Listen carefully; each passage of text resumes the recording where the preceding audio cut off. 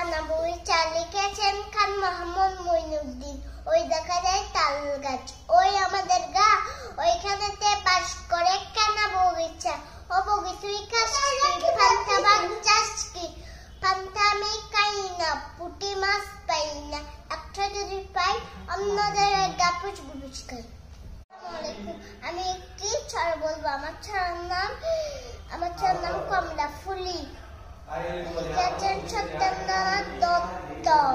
কমলা ফুলি কমলালেবুর ফুল, কমলা ফুলির বিয়ে হবে কানে মধুর দুধ, কমলা ফুলির বিয়ে হবে দেখতে যাবে ফলার খাবে চন্দনার দিয়ে।